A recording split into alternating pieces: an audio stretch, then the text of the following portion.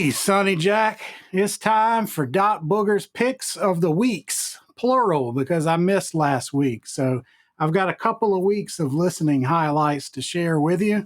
So let's just get on with it. First off, let's talk about 7-inch singles. Dot Booger's not a huge collector of 7-inch singles. I've got a small collection, but, I just don't like to have to flip the side so much, and they're little, and my eyesight's so bad, I'm liable to, Dot Booger's liable to just stick the stylus like on the part of the platter where there's not a record and just break the needle, and that's no good. But anyway, I got a hold of this huge bin of 90s revival surf, garage rock, rockabilly stuff for like just a crazy, ridiculous price. So I'm going to be going through that for a few weeks. But here's a couple of things from that batch that stood out. I mean, I've only listened to half a dozen of maybe 350 of these 7 inches. But anyway, first up is this Davie Allan and the Arrows 7-inch single. I was kind of surprised. I didn't know that he recorded stuff on into the 90s. And this sounds as if they kept Davie Allan away from a fuzz pedal for 30 years and had his fuzz pedals locked up. And then one day in the early 90s, they let him have it back. And he just went off on this single. I mean, it's pretty unhinged playing. Some of it makes Greg Ginn seem like a really restrained and light touch sort of player. So this is really strong. I was really happy to find that. Also, this single by the Revillos, I think it's a British new wave sort of 60s retro rock band. Man, this track is just catchy as hell. Scuba Boy and Scuba. So great stuff. And my Uncle Jim sent me a great Invisible Hands single. This is a Cairo-based band featuring Alan Bishop and some musicians from Cairo. I apologize, I do not remember their names. Really catchy songs, really unique harmonies and melodies. Really does a great job of blending Eastern and Western aesthetics into a nice just rockin' package. Guitar player plays some really tasty surf licks, especially on the B-side here, and I look forward to listening to their latest full-length release, which I got, and listen to it next week. Look out now.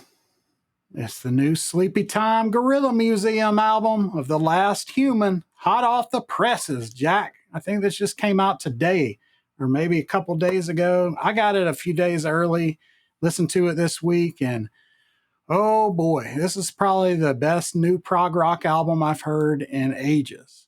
It's got a bit of everything. It's purdy. Open your eyes. It's scary. It's funny. The world is alive and fixed in its location, as you can see. Make old Dot Booger feel like sometimes that like he's drifting off to sleep, trying to take a nap in the afternoon, and there's like those moments where you're in between, and you see little gnomes crawling around on your tummy, planting turnips and whatnot, and arguing with each other. Anyway. So yeah, I mean, it's not weird in a let's just be weird to be weird now sort of way. I mean, these really talented group of artists and musicians that have a very cohesive vision, rich world behind their music. I've never really spent much time trying to dig in to the meaning of their records, but I can just read the lyrics and look at the artwork, and there's a lot of intense concepts going on there. And old Dot Booger wasn't quite ready this week to be so weirded out. I love the album. Don't get me wrong. I think it's an awesome album. I'm going to listen to it a lot more, but I was trying to do other things while I was listening to music, and I had to listen to this in small bits because I kept getting distracted. So much to take in. Sometimes you don't want music to be too good now. You don't want it to be always groundbreaking to your ears now. So I'm going to have to go back and do some focused listening. Now, one really cool thing about this record that I've never seen before is at the end of each side, and this is a double disc, at the end of each side, the last song will get to this last phrase, and then it hits these locking grooves in the record, and that phrase in the music will just repeat as if the record's skipping. Really cool. And in at least one case, you can like drop the needle a little bit farther and hear the resolution of that musical phrase. So really nice touch. Super excited to see them back together making music, and glad their crowdfunding worked out, and look forward to seeing them live very soon. And we got more Julie London. Oh, Julie London. I don't know why she'd be looking at me like that. I think this album's something about like being married and the things that married couples do together. Deciding what's for dinner.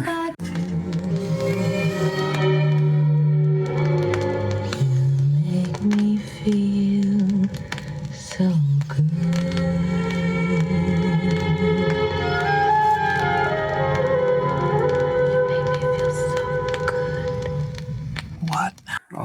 Doing your taxes together, stuff like that.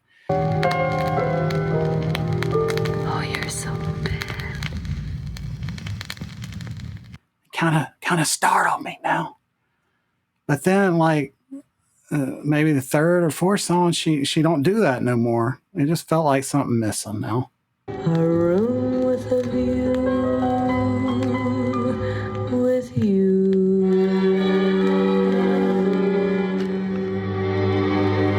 A room with a view with you, brothers. Soundtrack to One Flew Over the Cuckoo's Nest. Classic movie, unforgettable, iconic movie. And the opening credit theme, or at least part of it, is just mesmerizing. And it's a really haunting melody and a really crazy combination of instruments like waterphone. Y'all know what a waterphone is now? I've never heard of that. That's this instrument this old boy in Gulfport, Mississippi invented a while back, I think in the 60s. It's this crazy, I don't even know how to describe it. It's like this welded metal vase with these spikes on it of different lengths and water inside, and you bow it. You've heard the sound, you just probably didn't know what it was. It almost sounds like a gate, like squeaking. They use it a lot in movies. Anyway, it's got bowed saw, waterphone, like Native American percussion stuff for like the opening of the theme. And then it kind of takes over into some orchestral bits. And if you've seen the movie, you know that most of it takes place in a mental hospital where they're trying to get all the patients to just calm down now. Like y'all need to take it down a notch. Take your medicine. Sit down, play with your puzzles, make your puzzles. Don't get too excited now. Gonna make you some music, and we're not no rock and roll, none of that. It's just gonna be like, some real easy listening.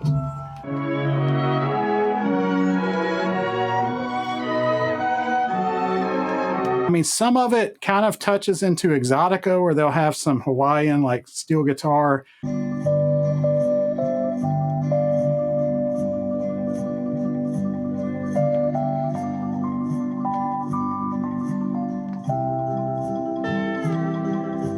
But then it like just comes in with these really heavy. It's just brilliant for the movie, but listening to it, it's like you went to the thrift store and got a Martin Denny album, and you got really excited, and you got home and you opened it, and there was like Mantovia strings or 101 strings in there instead of Martin Denny. It's time for the Boogers Correspondent segment now. Greetings!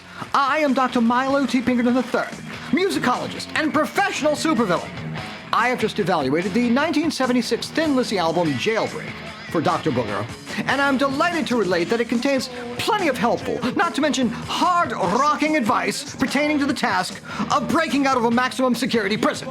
Step 1 is getting an accomplice to play this recording outside of where you happen to be incarcerated, cranking it up to 183 decibels, which I calculate should disrupt the guards inside. The twin guitar attack of Brian Robertson and Scott Gorham, coupled with Phil Lynot's excellent bass playing, vocals, and Brian Downey's thunderous drumming, will quickly incapacitate anyone who ventures outside without proper hearing equipment. It should then be a simple matter for me, you, to escape within the 35 minutes and 52 seconds that this album spans. If you need more time than that, you can follow it up with their follow-up album, Johnny the Fox, recorded just 7 months later for another 35 minutes of hard rock, albeit without any hit singles comparable to the ones on the excellent Jailbreak album. Back over to you, Jerry Goldsmith, Damien, the Omen 2. I remember watching this movie a few times back in the day, and I don't remember it being all that great. I do remember being creeped out, though, by the music.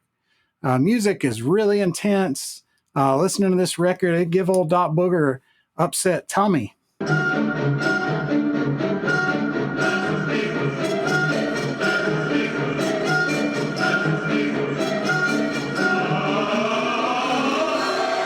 One thing that's in there is some synthesizer. You know, they let you know right off from the start that, okay, we've got some synth in here. Like the main theme music, it sounds like an electric jaw harp, like and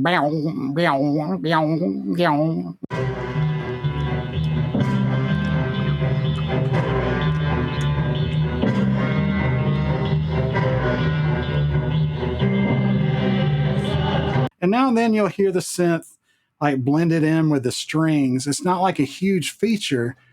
And, me and my buddy, Sam Orange, we like to call it BYOW. Like when a synthesizers, like those old synthesizers, they always make them sound like BYOW, BYOW, BYOW.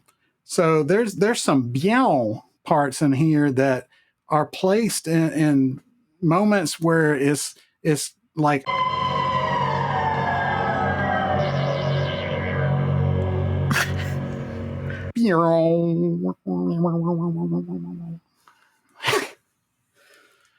but it's a great soundtrack.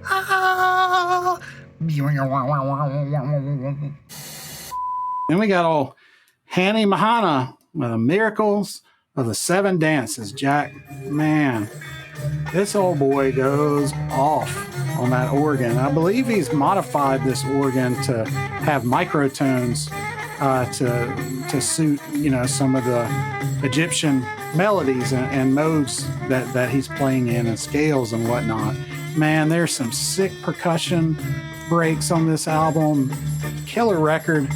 I actually kind of bought it by accident. I'd never heard him before.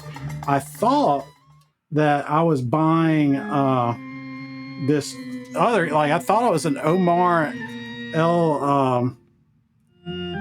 album, but look now, can you forgive me for thinking that? Like, this is two different old boys that play like funky Cairo organ stuff. Do they just have like out in the desert like a monument of a Farfisa organ that just stays out there, and you can go take a picture with it? Sometimes you might have a nice lady out there doing some belly dancing. I don't know, brothers. Maybe there's more albums that look almost exactly like this by some other old boys that old Doc Booger's never heard of. But if you see anything that look like this, it's probably going to be real good. You need to buy it now. Come on now. You might say that you don't like jazz fusion, but it's all Herbie Hancock now. He's not jazz fusion. He's just Herbie. And he's going to funk it up. And this is like towards the end of like my favorite period of his stuff where he was doing the funk fusion. And this is like 1980, I think. kind of bridges the gap pretty well between that 70s period and then what he went on to do in the 80s. This has some callbacks to the Headhunter stuff. Like there's some funky stuff on here that where the Headhunters guys are playing with him.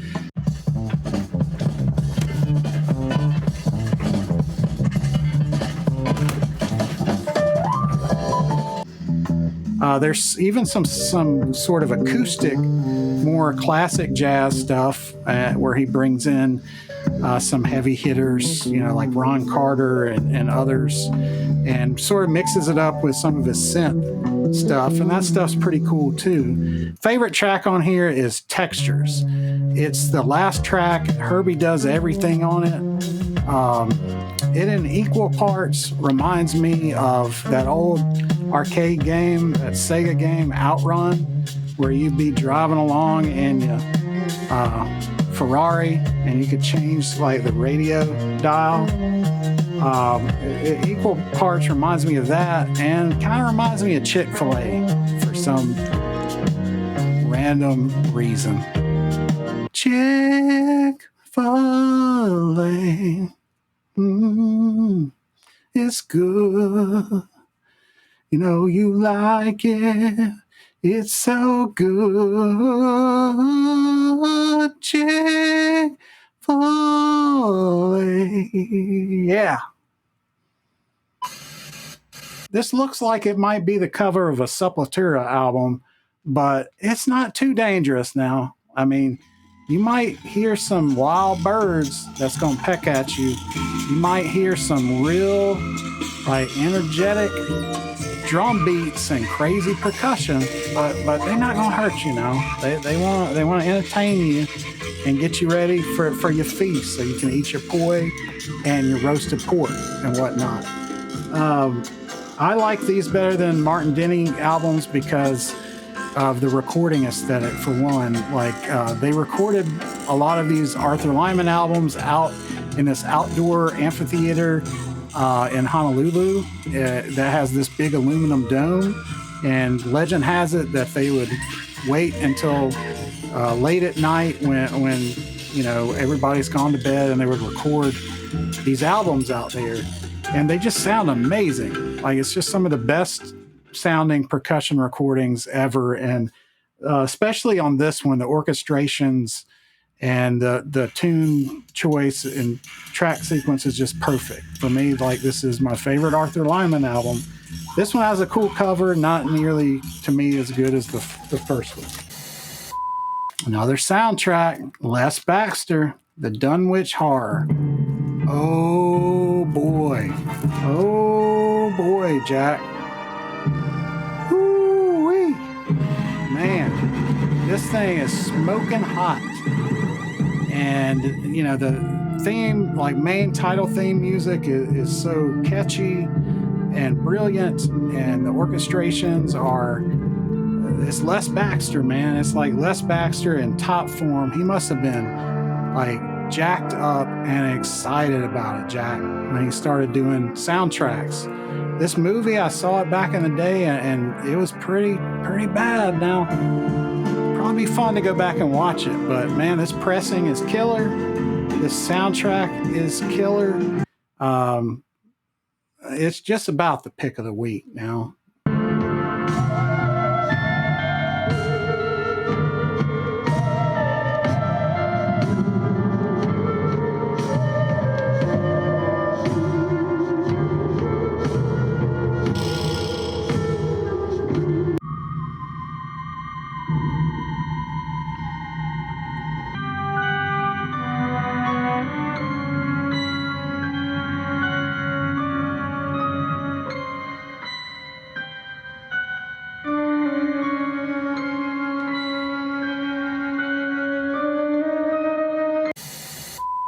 And the pick of the week now, some Morriconne. This one came in is the last thing I listened to this week. And, I have a pile of Morriconne discs that I haven't played yet, and I just kind of save them. I just want to savor it.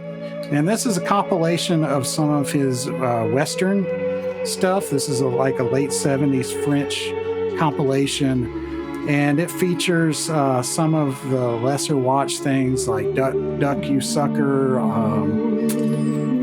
My Name is Nobody, maybe a couple other movies. But anyway, mostly focusing on some Western themes and mostly stuff that I had never heard before.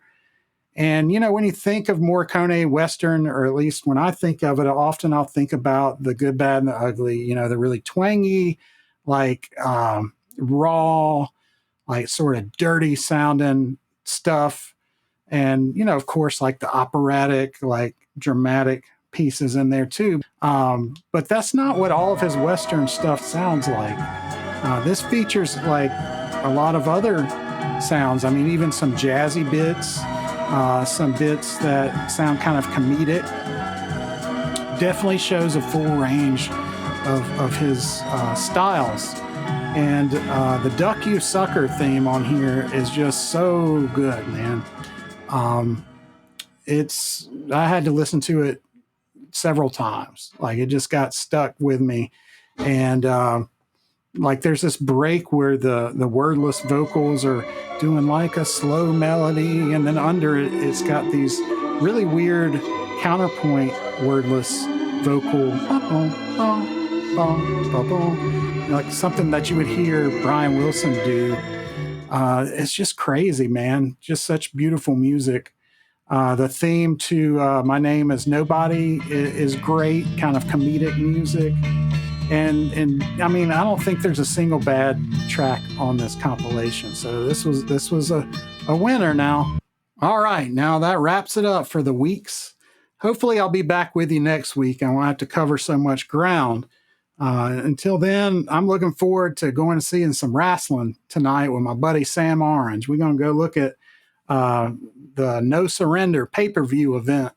And I think we got seats right up front. So if you watching, you might get to look at old Dot Booger on the front row yelling and making a fool of himself. So till next time, say hi to your mama and them, give them a hug for me, and you go listen to some music and tell me about it. Now, I want you to tell me about it. Tell me some things to listen to. And don't forget, if you look in the description for the video, you'll see a link to Discogs list with my text reviews and a full list of all the stuff that I listened to this week. Much of it's not covered in the video, and links to playlists with choice tracks.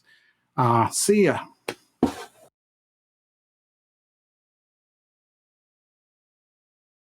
Well, I'm a doctor too now.